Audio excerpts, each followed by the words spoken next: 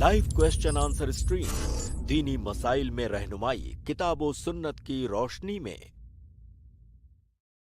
अस्सलामु अलैकुम वरहमतुल्लाहि वबरकातुहू। अल्हम्दुलिल्लाहि रब्बिल आलमीन वस्सलातु वस्सलामु अला रसूलिहिल करीम व मन तबिअहुम बिइहसानिन इला यौमिद्दीन, अम्मा बाद। आप तमाम को खुशामदीद कहता हूँ हमारी आज की क्वेश्चन एंड आंसर्स की इस लाइव स्ट्रीम में। अल्हम्दुलिल्लाह हमारी ये स्ट्रीम जो लाइव क्वेश्चन एंड आंसर्स की है, जिसमें आप लोगों को आपके सवालात के जवाबात किताब व सुन्नत की रोशनी में दिए जाते हैं।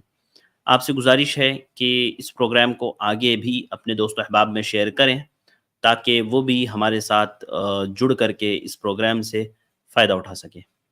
तो आइए बिला ताख़िर शेख मोहतरम डॉक्टर मोहम्मद नसीम मदनी हफिज़हुल्लाह को ऐड करते हैं और सवालात का सिलसिला शुरू करते हैं। अस्सलाम वालेकुम रहमतुल्लाहि व बरकातुहू। वालेकुम अस्सलाम वरहमतुल्लाहि वबरकातुहू। बहुत बहुत शुक्रिया शेख वक्त देने के लिए। अगर इजाज़त हो तो सवालात का सिलसिला शुरू करते हैं शेख। जी शुरू करते हैं, बिस्मिल्लाह। तो मैं बितरतीब इंशाल्लाह हमारे भाइयों को और बहनों को ऐड करूँगा जो हमारे साथ स्ट्रीम में ज्वाइन है इंशाल्लाह। तो आज के सबसे पहले गेस्ट है यूनुस इब्न रहमत। मैं आपको ऐड कर रहा हूँ, आप अपना सवाल करें। अस्सलामु अलैकुम रहमतुल्लाहि व बरकातुहू शेखैन। वालेकुम अस्सलाम रहमतुल्लाहि व बरकातुहू। शेख मेरी आवाज़ क्लियर है शेख? जी जी क्लियर है आपकी वॉइस।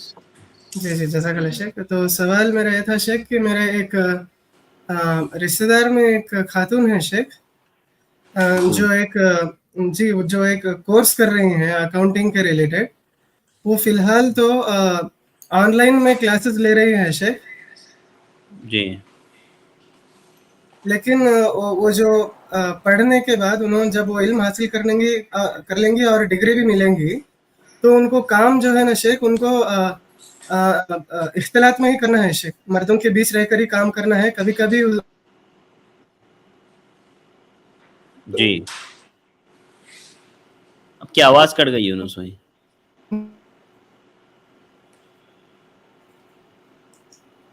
आपकी आवाज़ नहीं आ रही है यूनुस भाई। हाँ आपका नेटवर्क प्रॉब्लम है शायद। तो शेख भाई का सवाल जी। आपकी आवाज़ कट रही थी यूनुस भाई बीच में। शॉर्ट सवाल का समझ में नहीं आ रही है भाई। ठीक है यूनुस भाई, जितना समझ में आया है। नहीं यूनुस भाई आपकी आवाज़ नहीं आ रही है। असल में उन्होंने सूरत हाल तो बताई, लेकिन सवाल नहीं आया, सवाल नहीं बता पाए। जी यूनुस भाई आपको आवाज़ आ रही है हमारी? थोड़ा सा आप नेटवर्क में आ जाएं, फिर इंशाल्लाह मैं आपको ऐड करता हूँ और फिर इंशाल्लाह हम लोग आपका जो है सवाल इंशाल्लाह ले लेंगे। हमजा अमीन, मैं आपको ऐड कर रहा हूँ, अपना सवाल करें। अस्सलाम वालेकुम। वालेकुम अस्सलाम व रहमतुल्लाह। शेख घास में नमाज हो जाती है क्या? जी शेख घास में नमाज हो जाती है? घास में जी बिस्मिल्लाह अल्हम्दुलिल्लाह वस्सलातु वस्सलामु अला रसूलिल्लाह। भाई, नमाज हर उस जगह पर हो जाती है जो जगह पाक हो, साफ सुथरी हो, नजासत ना हो।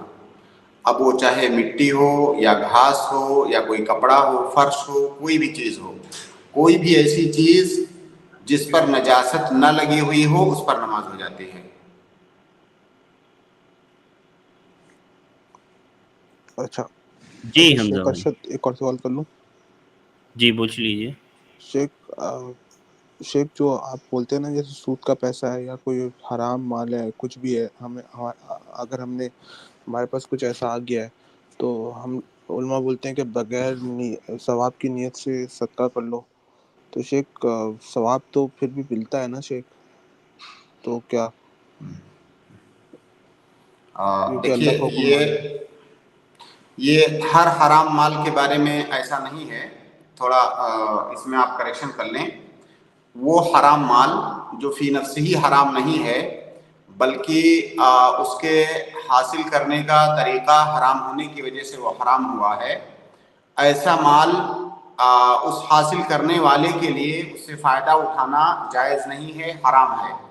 تو ایسی صورت میں اس مال کو ضائع نہ کر کے کسی بھی ایسی جگہ پر خرچ کر دیں گے جس سے عام لوگ فائدہ اٹھائیں، یا کسی خاص انسان کو بھی اسے دے سکتے ہیں تاکہ وہ اس سے فائدہ اٹھا لے. اور اس میں بنیادی شرط یہ ہے کہ اس مال کو خرچ کرتے وقت اجر و ثواب کی نیت نہ ہو. آپ نے کہا کہ صدقہ کر دیں گے، صدقہ نہیں کر دیں گے.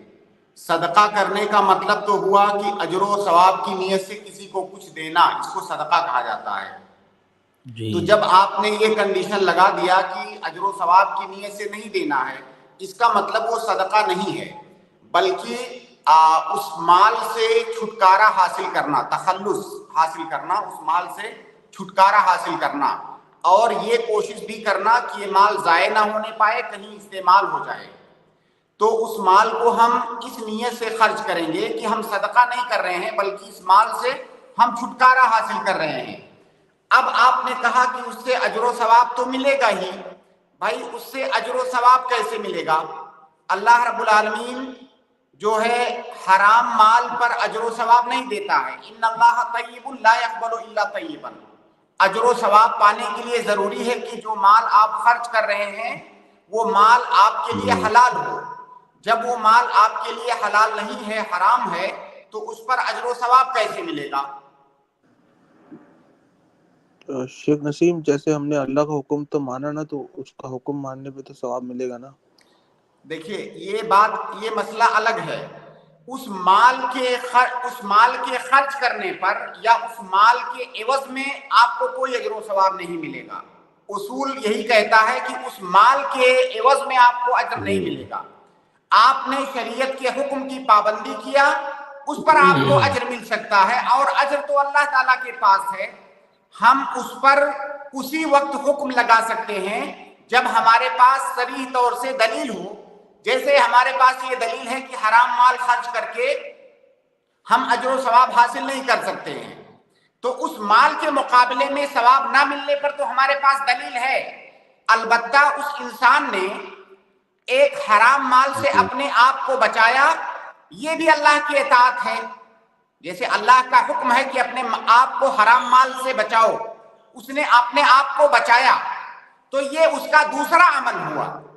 مال کا خرچ کرنا اور اس مال کے عوض میں اجر حاصل کرنا یہ دوسری بات ہے، اور اپنے آپ کو اس حرام کام سے بچانا یہ دوسری بات ہے. تو اس پر بے شک اسے اجر مل سکتا ہے اگر اللہ رب العالمین چاہے تو. لیکن آپ کا سوال اس مال پر ہے کہ کیا اس مال کے مقابل میں اس کے بدلے میں اسے اجر ملے گا؟ نہیں، اس مال کے بدلے میں اسے اجر نہیں ملے گا. جی واضح ہے شیخ. جی بہت بہت شکریہ. بہت شکریہ یونس بھائی، امین حمزہ بھائی، جزاک اللہ خیر. السلام علیکم. اس کے بعد میں اگلے گیسٹ جو ہے یوسف کو ایڈ کر رہا ہوں. یوسف آپ اپنا سوال کریں. السلام علیکم ورحمۃ اللہ وبرکاتہ. شیخ السلام ورحمۃ اللہ وبرکاتہ. جی آواز صاف ہے شیخ؟ جی آواز صاف ہے، فرمائیں.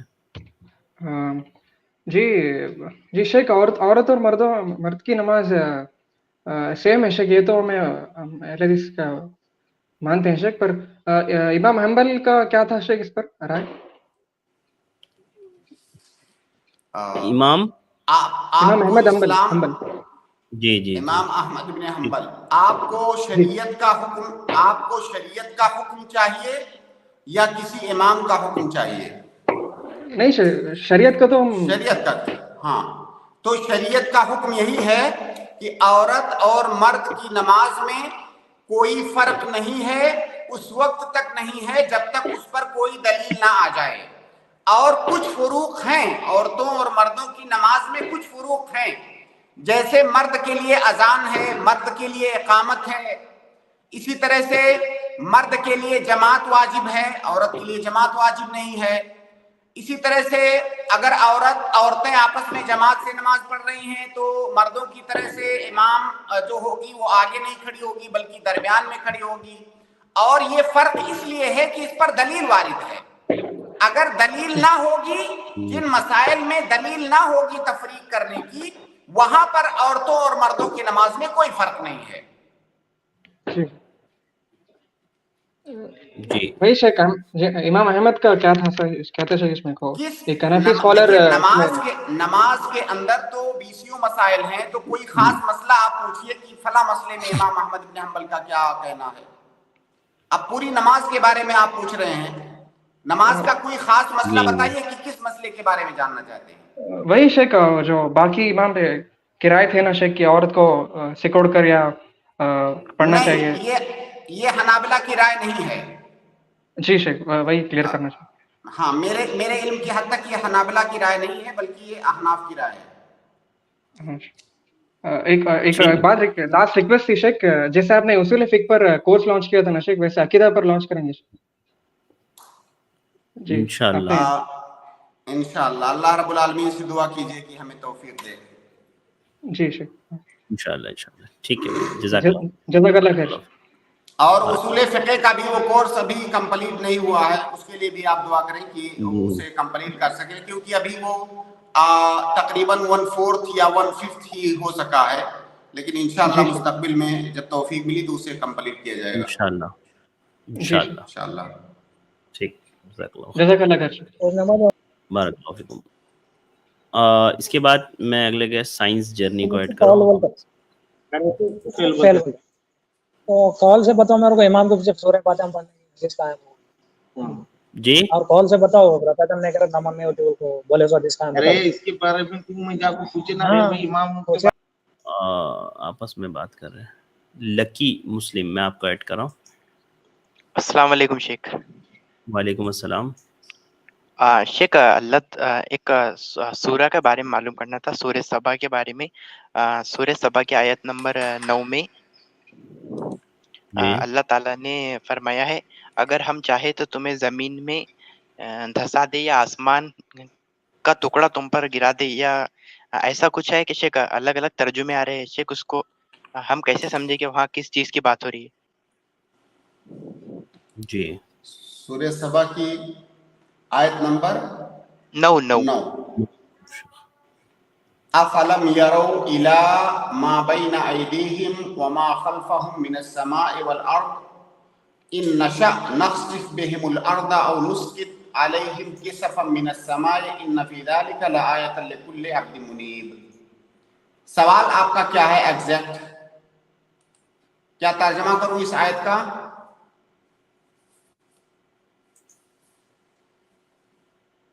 जी शेख, वो यही समझना चाह रहे हैं, आयत का मफहूम समझना चाह रहे हैं। आयत के अंदर अल्लाह रब्बुल आलमीन ने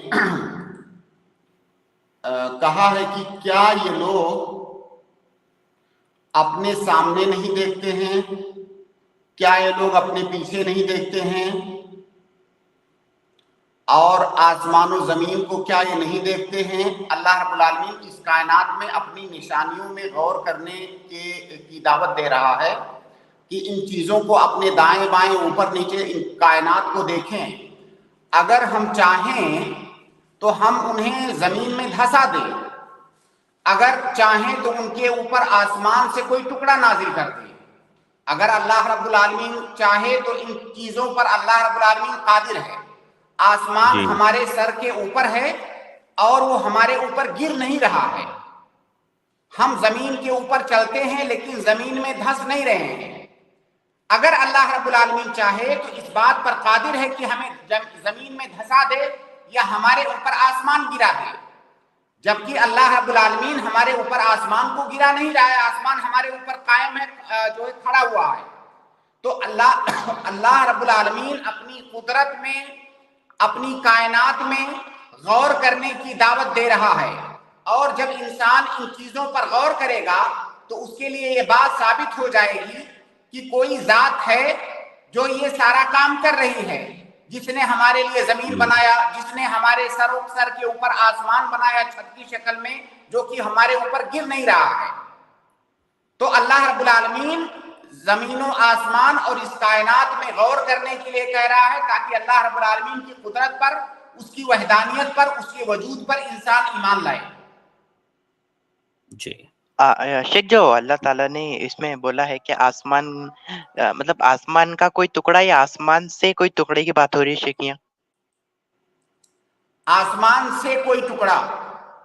अच्छा अच्छा, मतलब आसमान का टुकड़े की बात नहीं हो रही, मतलब आसमान से कोई टुकड़ा गिरने की बात हो रही है। हाँ, आसमान से कोई टुकड़ा, और इससे मुराद अजाब है कि अल्लाह रब्बुल आलमीन चाहे तो तुम्हारे ऊपर आसमान से कोई अजाब नाजिल कर सकता है। अल्लाह ताला इस बात पर कादिर है, क्योंकि आसमान और जमीन ये अल्लाह रब्बुल आलमीन ही के कुदरत में है। अल्लाह रब्बुल आलमीन जो चाहे कर सकता है, लेकिन वो अल्लाह रब्बुल आलमीन ऐसा नहीं कर रहा है। जी जी शेख, ठीक है। शेख एक और सवाल था, कर सकता हूँ? जी बोलिए। शेख, अल्लाह ताला ने सूरह मायदा में आयत नंबर 51 में फरमाया है, ऐ ईमान वालो, यहूद और नसारा को दोस्त ना बनाओ, और वो एक दूसरे के दोस्त है, मतलब यहूद नसारा एक दूसरे के दोस्त है।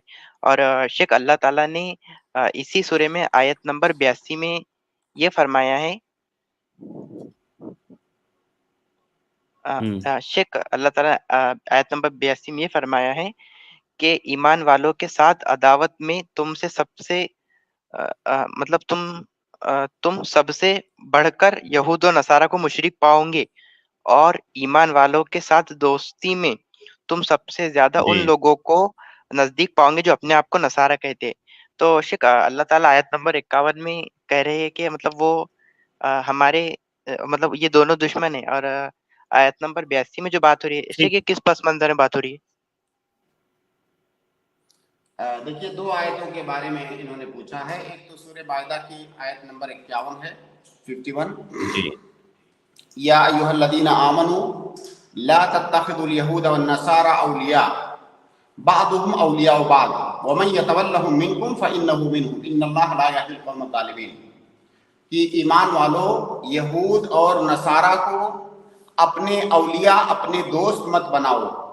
ये लोग आपस में एक दूसरे के दोस्त हैं, एक दूसरे के औलिया हैं। जो इनको दोस्त बनाएगा, इनसे मोहब्बत करेगा, तो वो उन्हीं में से है। इन्नल्लाह ला यहदिल कौमल ज़ालिमीन, अल्लाह रब्बुल आलमीन जालिम कौमों को हिदायत नहीं देता है। तो अल्लाह रब्बुल आलमीन ने यहूद और नसारा के बारे में बताया है। जाहिर है यहूद और नसारा अल्लाह रब्बुल आलमीन के साथ शिर्क करते हैं, अल्लाह रब्बुल आलमीन पर उस तरह से ईमान नहीं लाते हैं जिस तरह से ईमान लाना मतलूब है। यहूद और नसारा का जो दीन है वो मनसूख हो चुका है, उसके बावजूद भी हमारे नबी सल्लल्लाहु अलैहि वसल्लम पर वो ईमान नहीं लाते हैं। इस तरह से ईमान ना ला करके वो मोमिनों के साथ दुश्मनी और अदावत करते हैं। तो जी अल्लाह इसका तकाजा ये है कि मोमिन ईमान में, दीन में उनको अपना दोस्त ना बनाएं, दीन और ईमान के मामले में उनसे मोहब्बत का दम ना भरें। अल्लाह रब्बुल आलमीन ने इस चीज का मुतालबा किया है इस आयत के अंदर। दूसरी आयत आपने पूछा, क्या आयत वो नंबर क्या है? 82 वो है शेख, शेख 82। वला वला आयत तजिदन्ना, 82। हाँ जी, जी, लतजिदन्न अशद्दन्नासि अदावतन लिल्लज़ीना आमनुल आयत यहूद नंबर वल्लज़ीना 82, अशरकू। आयत जी नंबर 82 है सूरह मायदा की कि लतजिदन्ना अशद्दन्नासि अदावतन लिल्लज़ीना आमनू, मोमिनों के साथ सबसे बढ़कर दुश्मनी करने वाला उन लोगों को पाओगे जो कि यहूदी हैं। वल्लज़ीना अशरकू, इसी तरह से उसके अलावा, यहूदियों के अलावा वो लोग भी मोमिनों के सबसे बड़े दुश्मन हैं जो अल्लाह के साथ शिर्क करते हैं। वला तजिदन्न अक़रबहुम मवद्दतन लिल्लज़ीना आमनू अल्लज़ीना क़ालू इन्ना नसारा ज़ालिका बिअन्न मिनहुम क़िस्सीसीन व रुहबान व अन्नहुम ला यस्तकबिरून। लेकिन यहूदियों ही नसरानियों में ऐसे लोग भी हैं जो इस बात का दावा करते हैं कि वो नसारा हैं, लेकिन वो मोमिनों के साथ मोहब्बत करते हैं। क्योंकि नसारा में ऐसे लोग भी थे, उनके उलमा में खास तौर से, जो मोमिनों के साथ वो अदावत नहीं रखते थे। तो यहाँ पर उनके बारे में भी अल्लाह रब्बुल आलमीन ने बताया है कि नसारा में से कुछ लोग ऐसे हैं जो क़िस्सीस हैं, रुहबान हैं, ये उनके उलमा की बात हो रही है, जो मोमिनों के साथ अदावत नहीं रखते हैं बल्कि उनके साथ मोहब्बत करते हैं। और वह अन्नहुम ला यस्तकबिरून, और हक बात को कबूल करने से वो किब्र नहीं करते हैं। جی جی بھائی جزاک اللہ شیخ. بارک اللہ فیکم، بہت بہت شکریہ. شیخ ایک بات پوچھنا تھا آپ سے.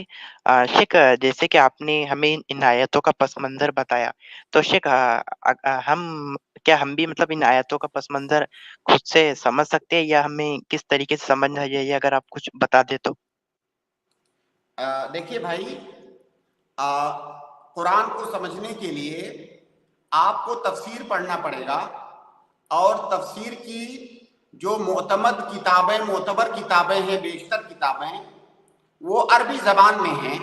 ہاں کچھ کتابیں آپ کو عربی سے ٹرانسلیٹڈ بھی مل جائیں گی، کچھ کتابیں، لیکن بیشتر کتابیں جو معتمد کتابیں ہیں وہ عربی زبان میں ہیں. اور قرآن کو سمجھنے کے لیے عربی زبان کو سمجھنا یہ بہت ضروری ہے. تو پہلے تو عربی زبان آنی چاہیے آپ کو. دوسرے نمبر پر عربی زبان صرف جان کر کے کوئی قرآن کو مکمل سمجھ لے، ایسا بھی ممکن نہیں ہے. کیونکہ قرآن میں کچھ آیتیں تو ٹھیک ہے بہت واضح ہیں، لیکن کچھ آیتیں ایسی ہیں جن میں آپ کو ضرورت پڑے گی کہ اللہ کے نبی صلی اللہ علیہ وسلم کی تفسیر ملے یا صحابہ کی تفسیر ملے. کیونکہ قرآن یہ اللہ کے نبی صلی اللہ علیہ وسلم پر نازل کیا گیا، صحابہ کرام اس وقت موجود تھے. قرآن کی تفسیر کو اللہ کے نبی صلی اللہ علیہ وسلم نے سمجھا اللہ رب العالمین کی جانب سے، صحابہ کرام کو سمجھایا، صحابہ کرام کے ذریعے سے اس کی تفسیر ہم تک منتقل ہوتے ہوئے پہنچی. لہٰذا قرآن کو سمجھنے کے لیے سب سے بنیادی چیز تو عربی زبان کا جاننا. دوسرے نمبر پر سلف کی تفسیروں سے واقف ہونا. یہ دو چیزیں بنیادی ہیں قرآن کو سمجھنے کے لیے. ٹھیک ہے شیخ، جزاک اللہ خیر. امید ہے بھائی کو جواب مل گیا ہوگا. بہت بہت شکریہ شیخ. جی جزاک اللہ شیخ. السلام علیکم. السلام. اس کے بعد میں اگلے گیسٹ سسٹر ہینا کو ایڈ کر رہا ہوں. آپ اپنا سوال کریں سسٹر ہینا. السلام علیکم. وعلیکم السلام. شیخ مجھے ایک سوال پوچھنا تھا کہ میں کچھ حدیثیں پڑھ رہی تھی اور کچھ سوچ آ رہی تھی، تو میں نے اس لیے آپ سے معلوم کرنا تھا کہ جیسے حضور صلی اللہ علیہ وسلم جب ہجرت مدینہ کی طرف ہجرت کرا تو ان کے ساتھ ایک واقعہ پیش آیا تھا کہ وہ قریش جب ان کو اسیسینیٹ کرنے کے لیے باہر کھڑے ہوئے تھے تو انہوں نے مٹی لے کے اس پہ سورہ یاسین دم کی اور ان کے اوپر پھینکا، تو وہ مطلب وہ ہل نہیں رہے تھے اپنی جگہ سے، انہوں نے کوئی نقصان نہیں پہنچایا. اور دوسری حدیث یہ جو میں نے پڑھی تھی کہ دجال کے آخری دور میں جب رزق کی مطلب جو مسلمان ہے اس کا رزق دراصل اللہ کا ذکر ہوگا. تو یہ جو آج کل ہم لوگ اتنا وسائل کے اوپر غور مطلب زور دیتے ہیں کہ نہیں وسائل کے اوپر ہی آپ کو رکھنا ہے، مطلب اللہ یہ بھی ایک سنت ہے کہ جب تک وسائل نہیں ہوں گے تب تک وہ آپ کے پاس چیز آئے گی نہیں. حالانکہ یہاں پر تو مٹی کا ذکر ہے، اللہ کے ذکر مطلب اللہ کے کلام کا ذکر ہے، تو وہ مطلب وہ تو اس کام کے لیے نہیں ہے نا. لیکن وسائل کے اوپر جب ہم زور زیادہ دیتے ہیں تو ہمارا سارا ایمان زیادہ وسائل کی طرف آ جاتا ہے. کہ واضح سوال. دیکھیے بہن، اللہ کے نبی صلی اللہ علیہ وسلم کا جو آپ نے واقعہ بتایا تو یہ اللہ رب العالمین کی طرف سے یہ چیز تھی. اللہ رب العالمین نے نبی صلی اللہ علیہ وسلم کی حفاظت جس طرح سے مختلف موقعوں پر کیا، مختلف قسم کے معجزے اللہ کے نبی صلی اللہ علیہ وسلم کو دیے، ایسی چیزیں بھی صادر ہوئیں جو عام انسانوں سے نہیں ہوتی تھی. تو یہ خاص طور سے اللہ رب العالمین کی جانب سے اللہ کے نبی صلی اللہ علیہ وسلم کے لیے تھا. اب اگر مان لیجئے کوئی آج کے دور میں کہتا ہے کہ میں کہیں پر دشمنوں سے گھرا ہوا ہوں اور میں سورہ یاسین پڑھ کر کے اور مٹی پھینک کے چلے جاؤں گا تو کوئی نہیں دیکھ پائے گا، تو یہ ہمارے لیے نہیں ہے، یہ اللہ کے نبی صلی اللہ علیہ وسلم کو خاص طور سے اللہ رب العالمین نے عنایت فرمایا، تو یہ اللہ کے نبی صلی اللہ علیہ وسلم کے لیے ہے. تو پہلی بات تو اس واقعے کو آپ عام حالات سے نہ جوڑیں، وہ ایک خاص حالت ہے، وہ اللہ رب العالمین نے اللہ کے نبی صلی اللہ علیہ وسلم کو خصوصیت کے ساتھ وہ چیز عطا کی. اور اس طرح کے بے شمار واقعات آپ کو اللہ کے نبی صلی اللہ علیہ وسلم کی زندگی میں ملیں گے. اب اللہ کے نبی صلی اللہ علیہ وسلم کے معجزات کا جو باب ہے کہ اللہ کے نبی صلی اللہ علیہ وسلم کے ہاتھوں مختلف قسم کے معجزات کو اللہ رب العالمین نے ظاہر کیا، تو وہ نبی صلی اللہ علیہ وسلم کے لیے خاص ہے، وہ ان کی امتیوں کے لیے نہیں ہے. یہ پہلی بات. دوسری بات, آپ نے جو وسیلے کی بات کی یا اللہ رب العالمین پر توکل کی بات کی, تو اللہ رب العالمین کی جانب سے ہمیں توکل کرنے کا حکم دیا گیا ہے. لیکن توکل کا مطلب کیا ہے؟ توکل کا مطلب بہت سارے لوگ یہ سمجھتے ہیں غلطی سے کہ توکل کا مطلب یہ ہے کہ آپ بیٹھے رہیے, اللہ کا ذکر کرتے رہیے, عبادت کرتے رہیے, دنیا کی جو دوسری چیزیں ہیں, دنیا کی جو نعمتیں ہیں یا دنیا کے جو اسباب ہیں وہ آپ کے پاس آٹومیٹک آ جائیں گے فقط توکل کر لینے سے. یہ دراصل توکل کا مطلب ہے ہی نہیں. توکل کا ایک مطلب یہ ہے, دو چیزیں ہیں توکل کے اندر. ایک تو آپ اللہ رب العالمین پر مکمل طور سے بھروسہ کیجئے دل سے. اس کے بعد کسی چیز کو حاصل کرنے کے جو جائز اسباب اور وسائل اللہ رب العالمین نے بتائے ہیں ان وسائل کو بھی اختیار کیجئے. جیسا کہ اللہ کے نبی صلی اللہ علیہ وسلم کی ایک حدیث ہے جہاں پر اللہ کے نبی صلی اللہ علیہ وسلم نے توکل کو ڈیفائن کرتے ہوئے بتایا, ایک مثال دے کر کے, کہ پہلے اونٹ کو رسی سے باندھ دو, اس کے بعد اللہ رب العالمین پر توکل کرو. تو توکل کا یہ مطلب نہیں ہے کہ اونٹ کو آپ نے چھوڑ دیا اور کہا کہ میں توکل کرتا ہوں, اب یہ کہیں بھاگ کے نہیں جائے گا. تو یہ توکل نہیں ہے, اس کو تواکل کہتے ہیں. توکل یہ ہے کہ اللہ پر اعتماد بھی ہونا چاہیے آپ کا, ساتھ میں اللہ رب العالمین نے جو اس کے وسائل بتائے ہیں, اللہ نے اس دنیا کے اندر جو سنت بنائی ہے ہم انسانوں کے لیے, اس سنت پر بھی عمل کرنا. جیسے مثال کے طور پر اللہ رب العالمین کی سنت ہے اس دنیا میں کہ اگر آپ کام کرو گے تو آپ کو روزی ملے گی. اب کوئی کہتا ہے نہیں میں کام نہیں کروں گا, مجھے ایسے روزی مل جائے گی کیونکہ میں توکل کر رہا ہوں, تو وہ دراصل توکل کا مطلب سمجھ ہی نہیں رہا. اللہ کی جو سنت ہے اس دنیا میں, اس سنت پر جو انسان بھی عمل کرے گا, چاہے مسلم ہو, غیر مسلم ہو, اللہ پر ایمان لانے والا ہو یا اللہ کا انکار کرنے والا ہو, اس دنیا کے اندر جو سنت بنایا ہے اللہ رب العالمین, جس کو سنت کونیہ کہتے ہیں, اس سنت پر عمل کرنے سے اس کا نتیجہ جو ہے وہ نتیجہ حاصل ہوگا. تو توکل کے اندر اللہ پر اعتماد, خود سپردگی اور اس کے ساتھ ساتھ میں جو جائز وسائل ہیں ان وسائل کا اختیار کرنا, اس کو توکل کہا جاتا ہے. تو ان دونوں چیزوں کے مجموعے کا نام توکل ہے. ٹھیک ہے. شیخ مجھے ایک اور سوال کر سکتی ہوں یا ٹائم نہیں ہے؟ کل کر لیجیے گا سسٹر. چلے ٹھیک ہے, شکریہ, جزاک اللہ خیر. اس کے بعد میں جاوید مکاندار کو ایڈ کر رہا ہوں. جاوید مکاندار, میں نے آپ کو ایڈ کیا, آپ اپنا سوال کریں. السلام علیکم ورحمۃ اللہ وبرکاتہ. السلام ورحمۃ اللہ وبرکاتہ. شیخ صاحب, میرا آج کا ایک سوال تھا, مطلب کہ میرے ایک دوست نے سوال مجھ سے پوچھنے کے لیے کہا ہے کہ ابھی بیانات میں بتا رہے ہیں کہ گناہ عام ہو رہا ہے, ایسے ہو رہے ہیں ویسے ہو رہے ہیں, کہ قیامت ایک دم قریب ہے, ابھی مہدی علیہ السلام آنے والے ہیں, ایسے بول رہے ہیں. تو اس کے بارے میں تھوڑا وضاحت سے بیان کریں گے, تھوڑا میں کون آنے والے ہیں؟ مہدی آنے والے. دیکھیے, مہدی علیہ السلام کا ظہور برحق ہے اور یہ قیامت کی نشانیوں میں سے ہے, لیکن آنے والے ہیں, کب آنے والے ہیں, اس کا وقت کیا ہے, وقت کا علم کسی کے پاس نہیں ہے. اس کا علم اللہ رب العالمین کے پاس ہے.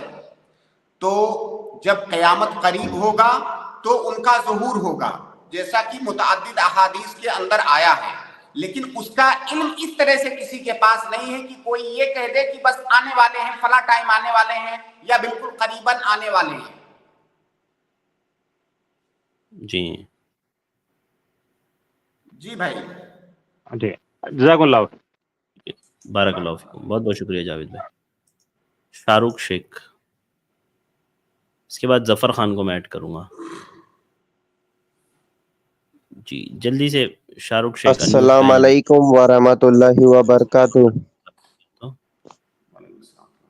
شیخ, میرا سوال یہ تھا, آپ جیسے شیخ پچھلے لائیو سٹریم میں آپ فرمائے تھے کہ جیسے اگر کسی شوہر خوبصورت نہیں ہے یا اس کا کردار صحیح نہیں ہے, نکاح کے بعد وہ طلاق کا مطالبہ کر سکتی ہے, مطلب اگر اس کی بیوی ہے تو شیخ اگر ایسا ہی معاملہ ہے تو کیا شوہر بھی اس کی خوبصورتی یا اس کی کردار اگر نہیں پسند آتی ہے عورت کی تو کیا وہ بھی ایسا طلاق دے سکتا ہے؟ جزاکم اللہ خیرن. بہت اچھا سوال ہے بھائی آپ کا. دیکھیے ایک بنیادی بات اس میں آپ سمجھیں کہ ہماری شریعت میاں بیوی کو الگ ہونے کے لیے کب کہتی ہے؟ ہماری شریعت میاں بیوی کو الگ ہو جانے کے لیے اس وقت کہتی ہے جب آپ لوگوں کی جو ازدواجی زندگی ہے وہ بہتر طریقے سے نہ گزرے. کوئی ایسی پرابلم آپ دونوں کے درمیان ہے جس کی وجہ سے آپ دونوں ایک دوسرے کے ساتھ نہیں رہ سکتے، یا اگر ایک دوسرے کے ساتھ رہیں گے تو وہ اطمینان اور سکون آپ دونوں کو حاصل نہیں ہو رہا ہے جو شادی سے ہونا چاہیے. اب اس کے مختلف اسباب ہو سکتے ہیں. انہی اسباب میں سے ایک سبب یہ ہے کہ بیوی کسی وجہ سے اپنے شوہر کو اس قدر ناپسند کرتی ہے کہ اس کے ساتھ نہیں رہ سکتی. ظاہر ہے اگر کسی انسان کو آپ بہت زیادہ ناپسند کرو تو اس کے جو حقوق آپ کے اوپر واجب ہیں ان حقوق کی ادائیگی میں آپ کو مشکل ہوگی. اب وہ ناپسندیدگی مختلف اسباب کی وجہ سے ہو سکتی ہے. وہ ناپسندیدگی اس کی بے دینی کی وجہ سے ہو سکتی ہے، اس کے اندر کوئی بیماری ہے اس کی وجہ سے ہو سکتی ہے، یا اس کی کوئی عادت آپ کو اتنی ناپسند ہے کہ وہ آپ کے دل میں اس کے لیے کراہت ہے. تو اصل جو سبب ہے الگ ہونے کا میاں بیوی کے وہ یہ ہے کہ شادی کا مقصد ان دونوں کا ایک دوسرے کے ساتھ میں رہ کر کے ایک دوسرے سے سکون حاصل کرنا ہے. اب کوئی بھی چیز ایسی آ رہی ہے کہ ان کی شادی شدہ زندگی سے وہ اطمینان اور سکون دونوں کو نہیں مل رہا ہے، دونوں ایک دوسرے کے ساتھ سروائیو نہیں کر سکتے ہیں، تو اس کی بنیاد پر دونوں کو اجازت ہے کہ ایک دوسرے سے وہ الگ ہو سکتے ہیں. شوہر کو بھی اجازت ہے کہ وہ طلاق دے سکتا ہے، بیوی کو بھی اجازت ہے کہ وہ خلا مانگ سکتی ہے. تو اصل پوائنٹ یہ ہے کہ ایسی ناپسندیدگی جس کی وجہ سے بیوی یا شوہر ایک دوسرے کے حقوق کو ادا نہیں کر پائیں گے، ان کے لیے مشکل ہوگا، ایسی صورت میں خیر اور بھلائی کے ساتھ دونوں کا الگ ہو جانا ہی بہتر ہے. تو اصل پوائنٹ یہ ہے اس باب میں. شیخ جی بھائی. جی شیخ میرا اسی سے ایک چھوٹا جوڑا ہوا سوال تھا کہ ایک والدین کے اوپر بچوں کے کیا حقوق ہے اور ایک بیوی کے اوپر اس کے شوہر کے کیا حقوق ہے؟ شیخ رہنمائی فرمائے، جزاکم اللہ خیرن. والدین کے اوپر بچوں کے حقوق. دیکھیے بچے جب بچہ پیدا ہو بہت سارے حقوق ہیں. سوال آپ کا بہت لمبا ہے اصل میں. جب بچہ پیدا ہو تو سب سے پہلا حق تو یہ ہے کہ بچے کا ایک خوبصورت سا نام رکھیں اور اسی طرح سے اس کا عقیقہ کریں. 7ویں دن اس کا نام رکھیں، عقیقہ کریں، اس کا سر موڑیں، سر موڑ کر کے اس بال کے برابر چاندی صدقہ کریں. یہ ابتدائی دنوں میں بچے کے حقوق ہو گئے. اس کے بعد جو ہے اس بچے کی اچھی تربیت کریں، دین پر اس بچے کی تربیت کریں، اسے دین سکھائیں، اسے عقیدہ سکھائیں، اسے ایمان سکھائیں، اور جتنی بھی اچھائیاں ہو سکتی ہیں جن کا تعلق اس بچے کے دین اور ایمان سے ہے یا دنیا سے ہے ان تمام چیزوں پر اس بچے کی تربیت کریں.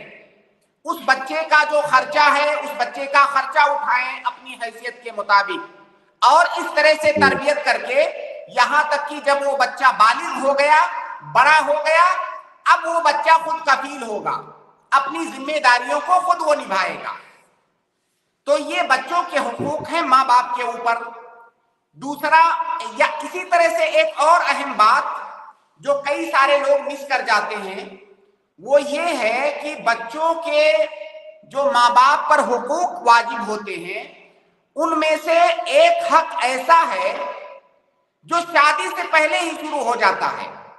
ظاہر ہے بچہ تو شادی کے بعد پیدا ہوگا، لیکن ایک حق ایسا ہے جو شادی سے پہلے ہی شروع ہو جاتا ہے، اور وہ حق یہ ہے کہ آپ کو جب شادی کرنی ہو تو آپ ایک اچھے پارٹنر کا انتخاب کریں، چاہے شوہر ہو یا چاہے مرد ہو یا عورت ہو. ایک اچھے اور نیک اور دیندار پارٹنر کا اختیار کریں، کیونکہ جیسا آپ کا پارٹنر ہوگا اسی طرح سے آپ کے بچے کی تربیت ہوگی، تو اس کا تعلق بھی بچے کی تربیت سے ہی ہے۔ اسی لیے شادی کرتے وقت بیوی کا یا شوہر کا انتخاب کرتے وقت ہی یہ بات ذہن میں رہنی چاہیے کہ سامنے والے سے میری اولاد ہوگی تو وہ اولاد کی تربیت اچھی ہونی چاہیے۔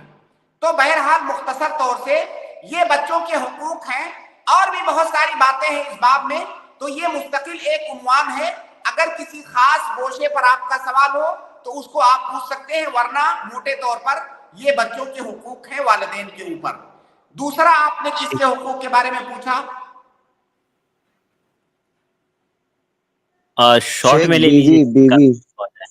بیوی کے اوپر شوہر کے کیا کیا چند حقوق ہے شیخ؟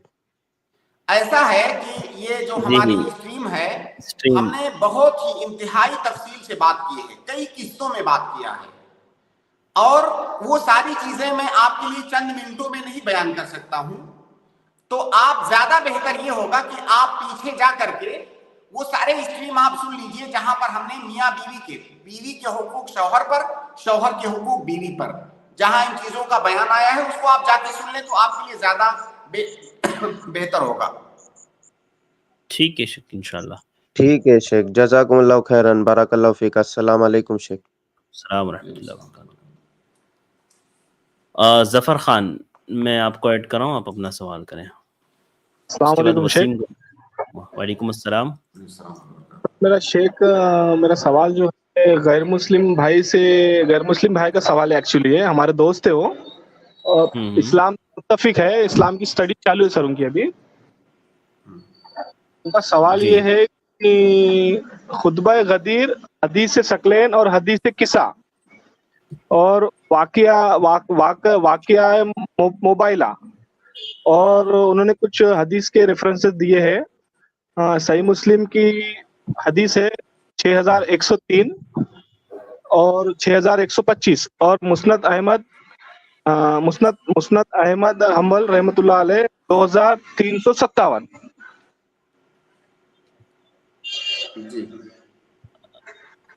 جی، سوال کیا ہے آپ کا؟ یہ ساری چیزوں کو سمجھنا ہے۔ جی ہاں، یہ ساری چیزوں کو انہوں نے اس کا متن، یعنی اس کی پورا ایکسپلینیشن کیا ہے وہ جاننا چاہتے ہیں۔ حدیث ثقلین، حدیث قصہ، واقعہ موبائلہ، اور صحیح مسلم کی حدیث ہے 6103، 6125، 2357، مسند احمد، اور جو ہے وہ شیخ وہ متفق ہے۔ اوکے، ایک منٹ بھائی، ٹھیک ہے، جزاکم اللہ خیرن، بارک اللہ فیکم۔ میں آپ کے لیے بھی اور آپ کے دوست کے لیے خاص طور سے دعا کرتا ہوں کہ اللہ رب العالمین ان کے لیے ہدایت کا راستہ آسان بنا دے۔ دیکھیے ایسا ہے کہ یہی آئی پلس پر ہی ابھی کل ایک پروگرام ہوا ہے، بہت لمبی اسٹریم ہوئی ہے شیعوں کے عقائد سے متعلق۔ تو یہ جو ساری چیزیں آپ نے ابھی یہاں پر ذکر کیا، ان میں سے بیشتر پر اس اسٹریم میں بہت تفصیلی بات ہوئی ہے۔ تو آپ کل کی جو اظہار حق، میرے خیال سے اس پروگرام کا نام ہے، تو وہ اظہار حق کا وہ سنیے ظفر بھائی، یہ جو غدیر، جی شیخ کی بات کمپلیٹ ہو جائے گی۔ ہاں، تو پہلی بات تو اس کو جا کر کے سن لیں۔ دوسری بات، یہ جتنے مسائل کے بارے کا آپ نے ابھی ٹائٹل ذکر کیا، ان سب پر بات کرنے کے لیے میرے خیال سے 5-6 اسٹریم بھی جو ہے ناکافی ہوگا۔ آپ نے جو ہے ایک چند لائنوں میں بہت بڑے بڑے مسائل کے بارے میں پوچھ لیا، تو ایسا نہیں ہے کہ میں آپ کو چند لائنوں میں جو غدیر خم کا واقعہ ہے آپ کا نیٹ ورک ایشو ہوگا ظفر بھائی، ابھی آ رہی ہے آواز؟ ہاں سنیے، اور ایک تو جواب تو آپ وہاں اظہار حق کی اسٹریم میں جا کر کے سنیے۔ اس طرح سے اجمالی سوال کا جواب جو یہاں پر چند لائنوں میں آپ کو مل ہی نہیں پائے گا، نہ تو میں بتا پاؤں گا اور نہ تو آپ سمجھ پائیں گے۔ دوسری ایک اہم بات، میری نصیحت ہے، آپ اپنے دوست کو یہ پیغام پہنچائیے کہ اگر وہ اسلام کا مطالعہ کر رہے ہیں تو انہیں یہ جو مسائل ہیں یہ اختلافی مسائل ہیں، وہ اسٹارٹنگ میں ان مسائل میں کیوں جا رہے ہیں؟ پہلے وہ جو دین کے بنیادی مسائل ہیں، عقیدے کے مسائل، توحید کے مسائل، ایمان کے مسائل، پہلے ان چیزوں کو وہ سمجھیں، اور یہ جو بڑے بڑے مسائل ہیں اگر وہ شروع میں اس میں داخل ہوں گے تو وہ الجھ کے رہ جائیں گے اور بہت ساری چیزیں ان کے لیے واضح نہیں ہو پائیں گی. تو یہ طریقہ میرے خیال سے یہ طریقہ مناسب نہیں ہے. وہ اس طرح سے ان اختلافی مسائل کو سامنے رکھ کر کے اگر اسلام کو سمجھنا چاہتے ہیں تو ان کے لیے مشکل ہوگا. اسلام کی جو بیسک تعلیمات ہیں پہلے ان کو پڑھیں، جب وہ ساری چیزیں ان کے سمجھ میں آ جائیں اس کے بعد وہ ان اختلافی مسائل کے اندر جائیں. ٹھیک ہے ٹھیک ہے، مناسب جو ہے وہ ہے. ظفر بھائی آپ کو نا میں بتا دوں ہماری کئی سٹریمز ہوئی ہیں اس پر، اور غدیر خم وغیرہ کے اوپر بھی بیچ میں جب ہم لوگوں نے بات کی تھی شہادت حضرت حسین کی حقیقت، اس میں بھی کافی اس موضوع پر بات آئی ہے. تو آپ انشاءاللہ وہاں پر بھی جا کر کے ساری باتوں کو سن سکتے ہیں انشاءاللہ. جزاک اللہ خیر. شیخ اور دیکھیے سوال کوئی بھی ایسا سوال کیجئے جو ٹو دا یعنی پوائنٹ کوئی ہو، جیسے ایسا ٹاپک ہو کہ اس کے متعلق کچھ بولیں، ایسا عمومی سوال مت کیجیے. کوئی ٹو دا پوائنٹ ہو. جیسے اب یہاں کوئی سوال پوچھ لے کہ ان تمام مسائل کے بارے میں شیعوں کی عقائد بتائیے، تو بھائی اس کے لیے تو 2-4 ایپیسوڈ چاہیے. وہ سارے اتنے بڑے مسائل آپ یہاں چند منٹ یہاں آپ سوال کیجئے ٹو دا پوائنٹ، کوئی ایک مسئلہ بتائیے. جیسے اگر حدیث ثقلین کے بارے میں پوچھنا ہے تو کوئی آ کر کے حدیث ثقلین کے کسی خاص مسئلے کے بارے میں پوچھے کہ یہاں پر اس کا کیا مطلب ہے، تو اس کو یہاں بتایا جا سکتا ہے. لیکن حدیث ثقلین میں بہت سارے مسائل ہیں جن کے بارے میں شیعوں سے اختلاف ہے اہل سنہ والجماعہ کے، تو وہ سارے مسائل تو چند منٹوں میں نہیں بیان کیے جا سکتے. ٹھیک ہے جزاک اللہ. جی بھائی. ٹھیک ہے شیخ، جزاک اللہ خیر. بارک اللہ. اس کے بعد میں اگلے گیسٹ کلثوم کو ایڈ کر رہا ہوں، آپ اپنا سوال کریں. اس کے بعد میں وسیم کو ایڈ کروں گا. جی السلام علیکم شیخ. وعلیکم السلام ورحمۃ اللہ.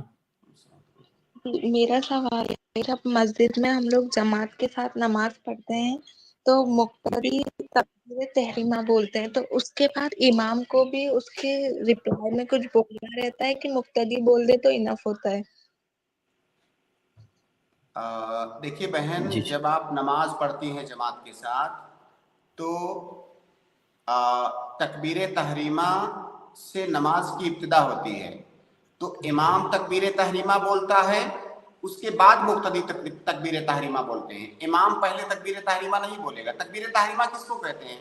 جو نماز کے شروع میں ہم اللہ اکبر کہہ کے اپنی نماز کی ابتدا کرتے ہیں، اسی کو تکبیر تحریمہ کہا جاتا ہے. تکبیر تحریمہ کا مطلب وہ تکبیر جس کے بولنے کے بعد اور نماز کے علاوہ دوسری جو چیزیں ہیں ہمارے اوپر حرام ہو جاتی ہیں، دنیاوی جو دوسرے کام ہیں وہ حرام ہو جاتے ہیں، اسی لیے اس تکبیر کو تکبیر تحریمہ بولا جاتا ہے. تو اس تکبیر تحریمہ کی ابتدا امام کرتا ہے، مقتدی نہیں کرتا ہے. پہلے امام تکبیر تحریمہ بول کے جو ہے نماز شروع کرتا ہے، اس کے پیچھے مقتدی تکبیر تحریمہ بولتا ہے. جی نہیں، وہ سوری، وہ فرض نماز میں جو اللہ اکبر اشہد ان لا الہ الا اللہ، یہ اس کو اقامت کہا جاتا ہے بہن، یہ اقامت ہے. اس کو اقامت کہا جاتا ہے، جس میں اذان کے کلمات ہوتے ہیں. اذان اور اقامت میں فرق یہ ہے کہ اذان میں ڈبل ڈبل ہوتا ہے اور اقامت میں سنگل سنگل بولا جاتا ہے. اس کو اقامت کہا جاتا ہے. اور یہ کام یا تو مؤذن کرتا ہے یا مؤذن کے علاوہ کوئی اور جس کو ذمہ داری دے دی جائے وہ کرتا ہے، یا تو چاہے تو امام بھی کر سکتا ہے. تو یہ جو اقامت ہوتی ہے وہ اس بات کی علامت ہوتی ہے، اس بات کا اعلان ہوتا ہے کہ اب جماعت کھڑی ہونے والی ہے. تو جب مؤذن یا کوئی بھی انسان جب اقامت کے الفاظ بولے گا تو ہم کو کچھ نہیں بولنا ہے، نہ تو امام کو کچھ بولنا ہے نہ تو مقتدی کو کچھ بولنا ہے، فقط سننا ہے، اس کے جواب میں کچھ بھی نہیں کہنا ہے. ٹھیک ہے اور جی کلثوم. میرا کہ لاسٹ اسٹریم میں آپ نے بولا تھا کہ مطلب ماں جو بچے کا جو بھی گفٹ یا تحفہ میں پیسے ملے تو اس پہ ماں کا حق نہیں ہوگا، باپ کا حق ہوگا. تو ماں بالکل اس کو مطلب اگر لاسٹ تک لے رہی تھی ابھی تک تو وہ سارا پیسہ وہ باپ کو اٹھا کر دے دے تو بہتر ہوگا یا پھر وہ لے لے؟ دیکھیے بہن، مسئلہ یہ ہے کہ بچے کو اگر کہیں سے کوئی گفٹ ملتا ہے یا کوئی بھی مال ملتا ہے تو وہ مال دراصل اس بچے کا ہے، اس مال پر کسی اور کا حق نہیں ہے. یہ آپ عمومی قاعدہ جانیے کہ کسی بھی انسان کا مال اس دنیا میں اس انسان کا اپنا ہوتا ہے، کسی اور کا وہ مال نہیں ہوتا ہے. تو جب بچے کو کہیں سے کوئی گفٹ ملا تو وہ مال بچے کا ہے، وہ نہ تو ماں کا ہے نہ تو باپ کا ہے.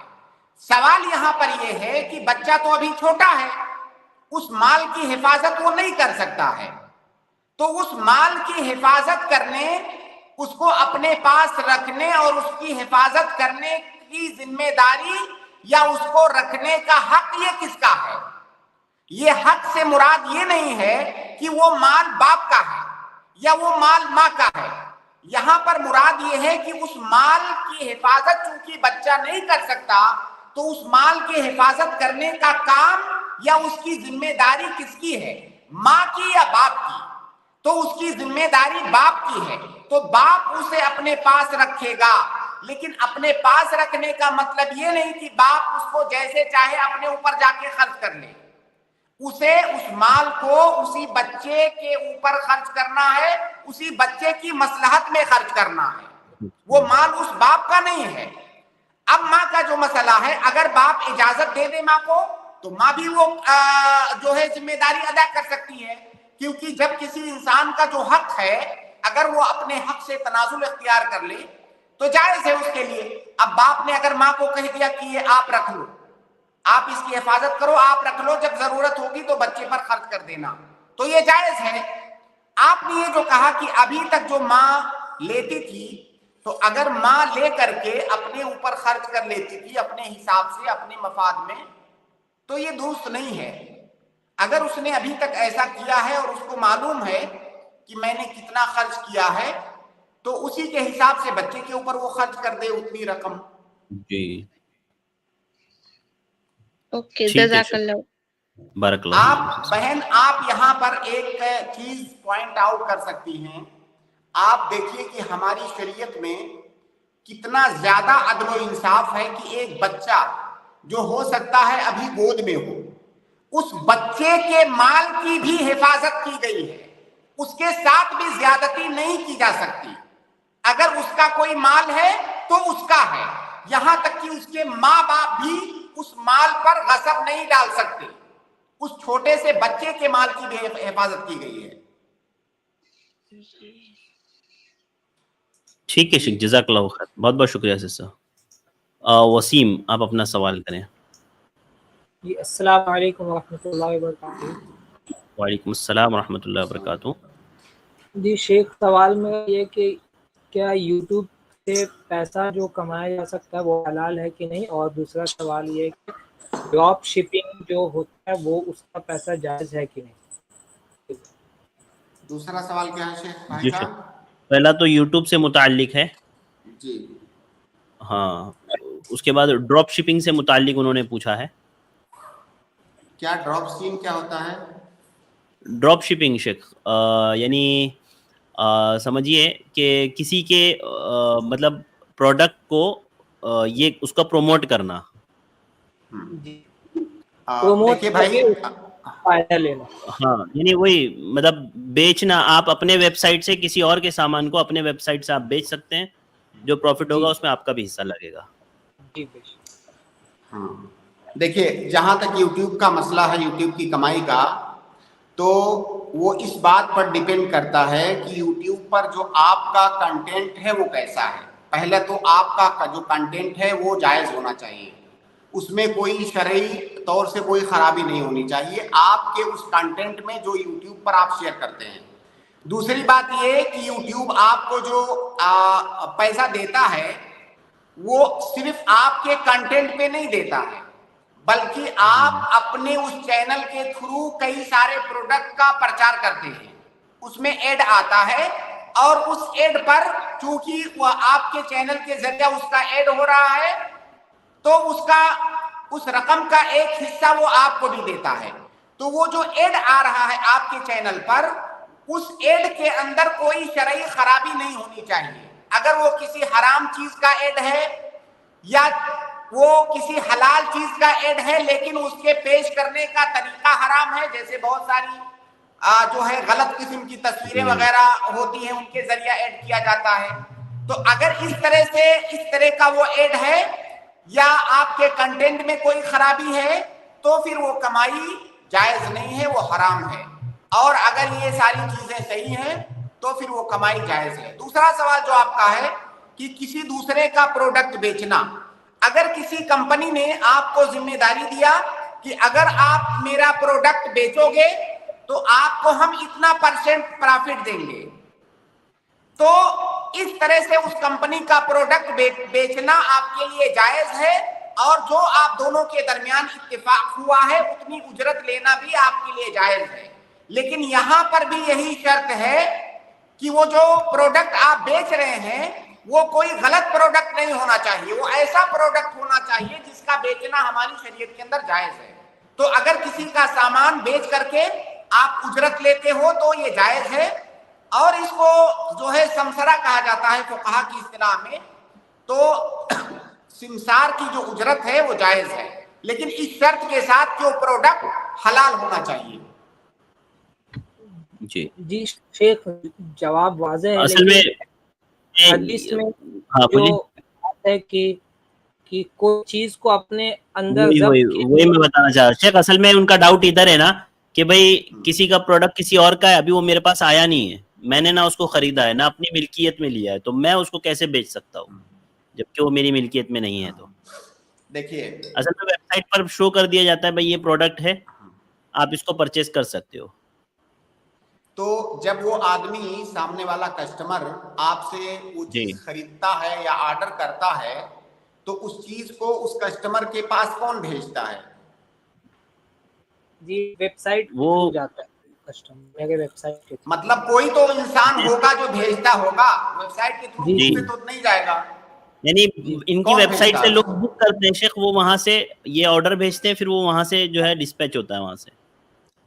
तो देखिए, ये जो सामान है, सामान आपने गोया की बेचा नहीं, आपने कस्टमर ढूंढ करके उस कंपनी को दिया, आपने कस्टमर ढूंढ करके ऑर्डर लिया और वो ऑर्डर उस कंपनी को ट्रांसफर किया आपने।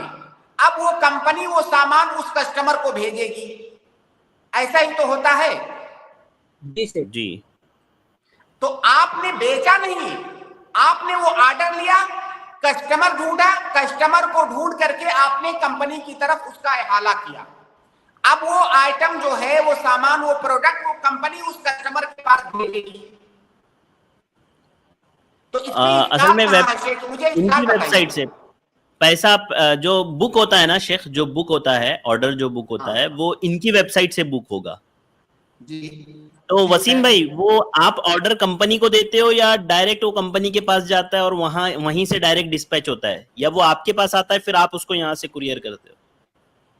वो शेख मेरे वेबसाइट से भी वो ऑर्डर बुक कर सकते हैं या मैं उनके वेबसाइट में ट्रांसफर भी कर सकता हूँ, दोनों तरीका है। तो अगर आपकी वेबसाइट से वो बुक करेंगे तो डायरेक्ट आपके पास आएगा पार्सल या डायरेक्ट उनके पास जाएगा कंपनी से? डायरेक्ट कस्टमर के पास जाएगा। हाँ, तो शेख मसला यही है ना कि बुक इनकी वेबसाइट से होती है और प्रोडक्ट जाता कंपनी से है।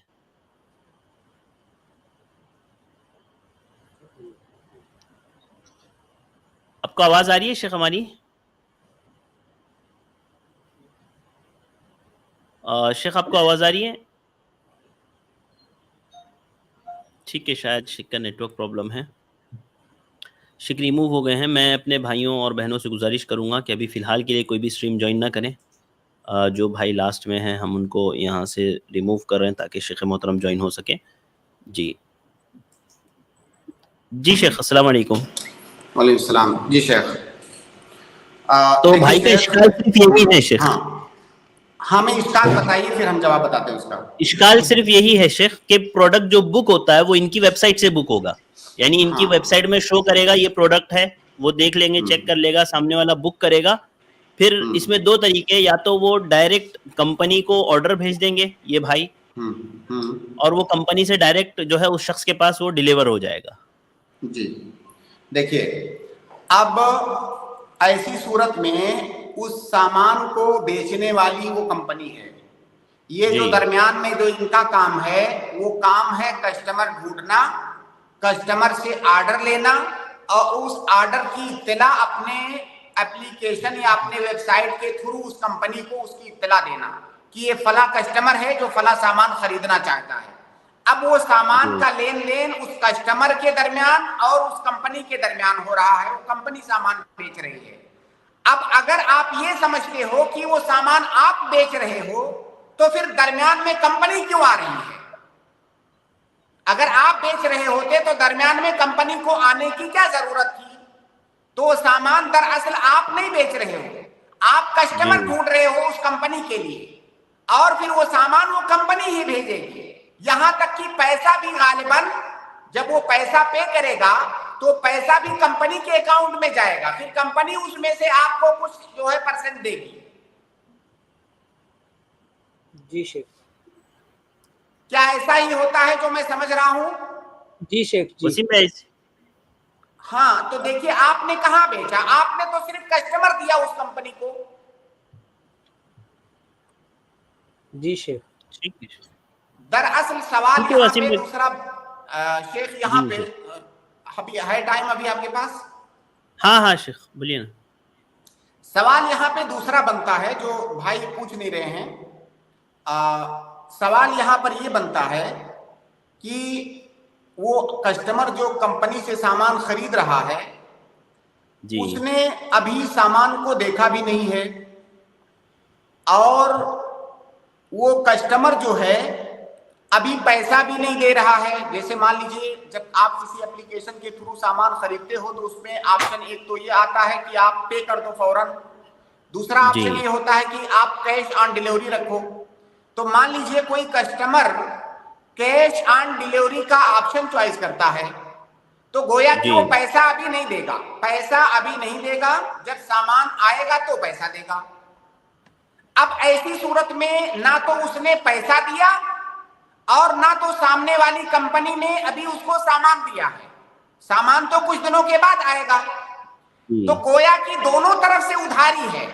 ادھر کمپنی نے سامان نہیں دیا ہے ابھی, ادھر کسٹمر نے ابھی پیسہ نہیں دیا ہے. تو کیا یہ بیع الدین بالدین یا بیع الکالی بالکالی ہو جائے گا یا نہیں؟ بیع الدین بالدین کا مطلب ہوتا ہے کہ ادھار کو ادھار کے بدلے میں بیچنا. تو ادھر سے قیمت ادھار ہے, سامنے سے سامان ادھار ہے, دونوں طرف سے ادھار ہو گیا, جو کہ شریعت میں منع ہے. دونوں طرف میں سے کسی ایک طرف سے فوراً پے ہو جانا چاہیے, یا تو سامان فوراً آپ کو مل جائے, پیسہ بعد میں دینا, یا تو پیسہ آپ فوراً دے دو, سامان بعد میں آپ کو ملے گا. دونوں میں سے کوئی ایک ہونا چاہیے. یہاں پہ تو دونوں چیزیں ادھار ہیں, تو یہ جائز کیسے ہوگا؟ اس کا جواب یہ ہے کہ جب آپ اس کمپنی کو آرڈر کرتے ہو تو دراصل آپ ابھی خرید نہیں رہے ہو, بلکہ آپ نے آرڈر کیا ہے کہ آپ سامان بھیجیے. اب وہ کمپنی جو ہے آپ کے پاس سامان بھیجتی ہے, اور باقاعدہ آپ کے پاس یہ آپشن موجود ہوتا ہے کہ جب وہ سامان آپ کو پہنچے گا تو آپ چاہو تو سامان لو, چاہو تو فوراً آپ ریٹرن کر دو. تو گویا کہ ابھی آپ دونوں کے درمیان جو معاملہ ہوا ہے وہ معاملہ فقط وعدے تک ہے. آپ نے کمپنی کو آرڈر کیا ہے, کمپنی نے وعدہ کیا ہے کہ آپ کے پاس سامان بھیج رہی ہے, اگر آپ کو پسند آئے گا تو دیکھ کر کے آپ خرید لینا. تو اگر اس کو آپ بیع کہو گے, اگر بیع کہو گے تو جائز نہیں ہوگا, کیونکہ دونوں طرف سے ادھار ہو جائے گا. تو یہ دراصل بیع نہیں ہوتا ہے, یہ ایک طرح سے وعدہ ہوتا ہے جو ابھی سامان آنے کے بعد آپ چاہو تو خریدو, چاہو تو نہ خریدو, دونوں آپشن آپ کے پاس ہوتا ہے, اور آپ کو کوئی پیسہ بھی نہیں دینا پڑے گا سامان واپس کرنے کے لیے. تو یہ ایک طرح سے فقط وعدہ ہوتا ہے, سامان دیکھنے کے بعد اس وقت آپ پیسہ دیتے ہو, سامان لیتے ہو, اس وقت خرید و فروخت ہوتا ہے. ٹھیک ہے شیخ, واضح ہے, جزاک اللہ خیر. وسیم بھائی امید ہے آپ کو جواب مل گیا ہوگا. جی شیخ. ٹھیک ہے, جزاک اللہ خیر. بہت بہت شکریہ شیخ وقت دینے کے لیے. چونکہ ہمارا وقت مکمل ہو گیا تو یہیں پر آج کی اس اسٹریم کو ہم لوگ ختم کرتے ہیں. جزاک اللہ خیر, بارک اللہ فیکم شیخ. انشاءاللہ کل ملاقات ہوگی. السلام علیکم ورحمۃ اللہ وبرکاتہ. اس کے بعد میں اپنے تمام بھائیوں اور بہنوں کا شکر گزار ہوں کہ الحمدللہ آپ لوگ ہمارے ساتھ جڑے رہے ہیں. امید کرتے ہیں آپ کو آپ کے سوالات کے جوابات ملے ہوں گے. آج کے لیے بس اتنا ہی. مجھے دیجیے اجازت. انشاءاللہ کل پھر ملاقات ہوگی. میں اپنی بہنوں سے گزارش کروں گا کہ اگر ان کے سوالات ہیں تو وہ ضرور ہماری جو دوپہر کی سٹریم ہوتی ہے مسائل خواتین کے، اس میں تشریف لائیں اور اپنے مسائل کا حل شیخ محترم دکتر طارق سے ضرور جانیں. تو آج کے لیے بس اتنا ہی. مجھے دیجیے اجازت. انشاءاللہ کل پھر ملاقات ہوگی. السلام علیکم ورحمۃ اللہ وبرکاتہ.